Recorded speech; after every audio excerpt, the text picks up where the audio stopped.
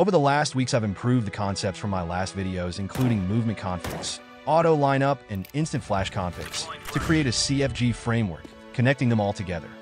Based on the ability of binding custom commands to the in-game radio wheel, I have created a user-friendly interface, managed by a singular config. This video is split into different sections, explaining the basic functions of the config package, how to use its features effectively, an installation guide, a showcase of the logic behind it, and how to add your own lineups and commands. Before concluding with a discussion about which servers this is legal to use and the morality of bug abuse and automation, feel free to skip ahead by using the timestamps below. The basic functions of the CS2 afap config package are bound to 3 different keybinds and 2 additional ones for the desubject jumpthrow binds. The jumpthrow binds trigger on button release, so press and release the key as fast as possible. When using the jumpthrow bind, it's important to take out your knife using the key 3 right after release, which stops your character from continuously jumping. Now we have the option to use one of the 3 submenus. Pressing K opens the movement menu. Here you can select and try any of the currently working strafing configs. These include null binds on AD, also known as razor snap tap, nulls and automatic counter-strafing on AD, auto counter-strafing on AD with fast stopping when pressing both at the same time, auto counter-strafing on WS while having nulls on AD, and auto counter-strafing on WASD. I don't recommend using the last version, as it sometimes adds an unwanted sidestep. Pressing the keybind J opens the smoke menu. This allows the auto lineup for the current map, which gets detected by the config automatically. Hover your mouse over the tile and press J again. Finally, the keybind H opens the instant flash section. Move to the correct position, open the menu, hover over the correct tile, and press H again. Make sure not to move your mouse after the lineup process, as these are extremely precise. All of the instant flashes are left-click throws. After releasing the flash, immediately press the keys 1 or 2 to switch to your gun. This automatically looks away from the flash and pre-aims the position you want to peek. This section explains how to use the saved lineups effectively, but also shows the lineups for manual use without the config. We will start with smokes on Dust 2. I saved the instant mid-door smokes for 7 out of 15 T-spawns. You can find each manual lineup in this video. Additionally, there is an instant B-door smoke for your B-rushes. 4 spawns 4 and 5. Simply run forward and jump throw the smoke before jumping onto the taxi. Other spawns need to get into position first but can throw the smoke the same way. This is a complementary window smoke, and here is the best entry flash to complete your B-rushes. The next map is Nuke, where I saved the instant lobby smokes from 3 out of 5 CT spawns. Check out my video about it in the top right corner, but this is the best flash to use with the smoke. The lineup also allows you to easily find a ladder in the smoke. For T-side, I saved the instant vent rush smoke. The entry player should break the door with this HE lineup, which also breaks the vent. Spend as little time as possible in the door frame to avoid getting spammed from A-main. The second entry player should smoke and flash A-main as the door breaks. The final smoke lineup for Nuke is the fastest possible heaven smoke. You can pair it with Top Hut or A-site Molotovs and flashes. On Ancient's T-side, I saved mid-extinguish smokes for 3 out of 5 T-spawns, the ones not covered by the bridge. Pair these with a Cubby Molotov from the entry player, support flashes from spawn, and instant window smokes, which are easy enough to line up manually. Additionally, there is an A-site donut smoke for your A-rushes. The lineup is the same for all spawns as you throw it from outside A when your crosshair meets this building. Pair it with a CT smoke, big box flash, and default Molotov to complete your A-rush. As an entry player, make sure to bring an HE to break the A-main smoke CTs might throw early on. For Ancient CT side, I saved instant A-main smokes for the 2 rightmost CT spawns. The one from spawn 5 is better, as it goes deeper. Pair it with this A-main incendiary and solo flash for free map control and easy entry kills. For Anubis, we have instant T-stairs and rug smokes for 4 out of 5 CT spawns. Throw T-stairs first as it is a normal jump throw, then use the W jump throw with a smoke dropped by your teammate. Here are the manual lineups for the other spawn positions. With this setup, An A player can push the boat using these solo flashes, while being supported with another flash and an HE or Molotov towards T stairs.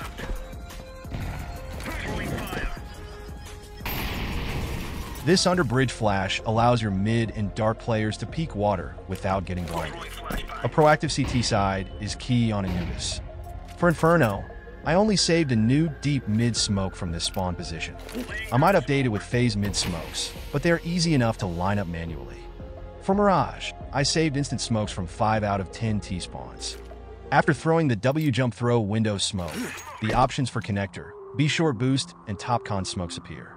Use top con smokes last, as they are W jump throws again, which change your position. The rest are normal jump throws, except for the bottom connector smoke from spawn 2, which is a crouch jump throw.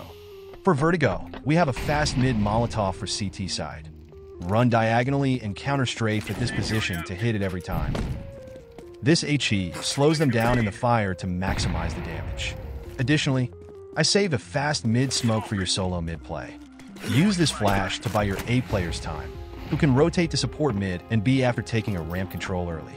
This silent drop might also allow you some unexpected flanks if you feel no mid presence from the Ts. Moving on to instant flashes, here is a quick showcase of each position.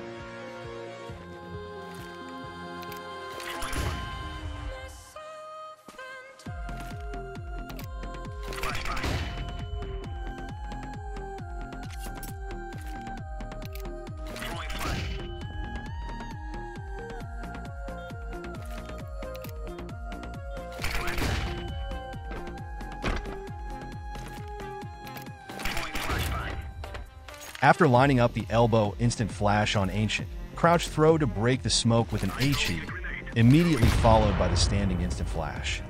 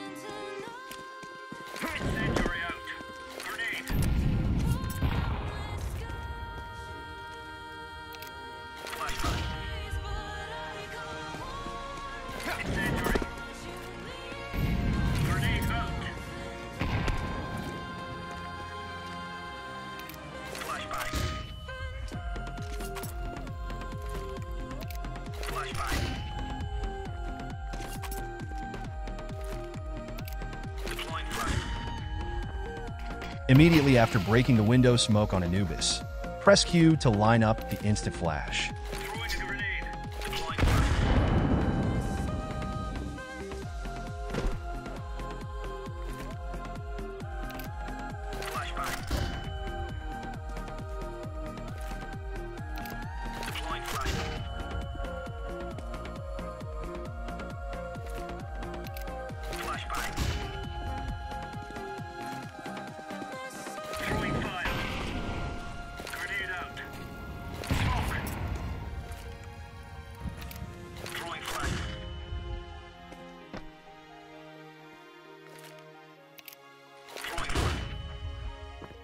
After throwing this instant flash on Vertigo, if you press 3 plus Q and run forward, you can middle click the next solo flash.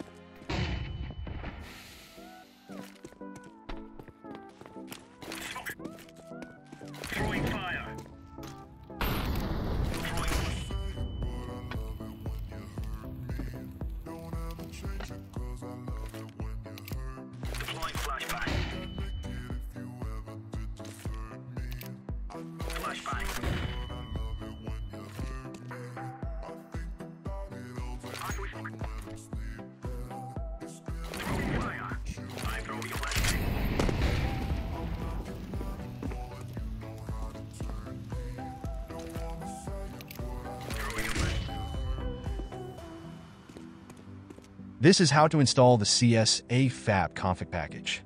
Join my Discord via the link in the description and head to the Auto Smoke channel. This is also where you will find future updates, additional information, and where you can ask any remaining questions you might have. In the pinned messages, find and download this folder called CS2 afap. Locate your CS2 installation path by right-clicking CS2 in your Steam library. Properties, Installed Files, Browse. Open the folder, Game, CSGO, CFG, and place the whole CS2 afap folder in there. Open it and copy the text file called platform_English. Move back to the CSGO folder and open the folder called Resource. Paste the text file here, which contains the custom text for the radio wheels. Now head back to the CS2 afap folder and open the config called main.cfg with an editor of your choice. Enter your sensitivity in line 6, which is mandatory. In the next lines, you can customize your keybinds. If you don't want to use a feature, put double backslashes at the start of the line. Save the file and close it. All you got to do now is execute the main config of this package when booting up the game. Either add this command to the launch option of CS2, enter this command into the console manually, or include it at the bottom of your own config which already launches on game startup. That's done. Let's say you want to add your own auto lineup. On a practice server, get to the desired position and type get pose into the console. Copy and paste the second part of the output into a new section in the main CFG file. Now we create an alias for the horizontal and vertical mouse movement. Since the main logic in the config package automatically aligns to 0 coordinates, the extracted set angle coordinates are already the degrees we need to move to the desired lineup. This is the formula to calculate the value we need to set yaw and pitch to. Since we're operating under the sensitivity of 1.0, we simply divide the angle we need to move by 0.022. Now we create a custom message to appear in the radio wheel. Open the language text file, which we saved in the resources folder, and insert a line containing a name for the message and the message itself. \n is a simple line break. Now we head to the labels config of the map we want to use it on. Choose one of the free slots in the radio wheel and add the message name after a number sign. The first 8 lines assign commands to plus radio. If they include tab_1 or 2, they change tiles for plus radio 2 and 3. Theoretically, you can use infinite custom radio wheels if you call separate label configs. Finally, we open the command config for the respective map. This is where the actual input happens. We chose the same tile as in the label config and insert the alias created in the main config file. Theoretically, we can issue as many commands as we'd like using a single radio tile, even bypassing the new CL allow multi-input 0, as long as the command starts with CMD quotation marks semicolon and ends with semicolon, while not containing any other quotation marks. That's done. We can now call these commands in-game. So, where can you legally use this config package? You can freely use them on Valve's matchmaking and Premier servers, as we only use legal in-game commands, which are freely available to use under SV Cheat 0. The only time Valve has banned users for console commands was during the CS2 beta, when players tried to mimic spinbots. Accidentally, they got falsely flagged and banned automatically by VAC. Other than that, even when the instant flash feature is considered bug abuse, using this config is not bannable and does not endanger your Steam account. Regardless, use it at your own risk. I reached out to Faceit support to ask if it is allowed to use custom radio wheel commands and the commands yaw and pitch to automatically line up nades as well as null auto stop and jump throw binds. I got a response, and I quote, "These should be okay to use." Needless to say, if you play in any higher league or tournaments, this config package is not allowed, as rules are more strict and disallow the usage of the alias command in general. Some people are unhappy with the way I showcase and promote bugs and intentional bug abuse. What they fail to realize is that making these problems public is the fastest way to get them fixed.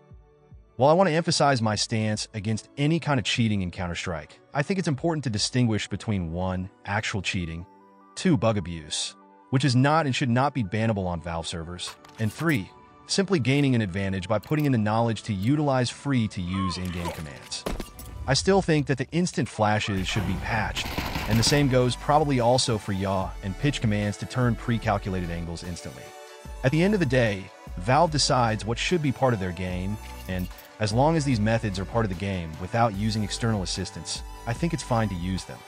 Thanks for watching, and see you next time with probably just a short and simple strategy video.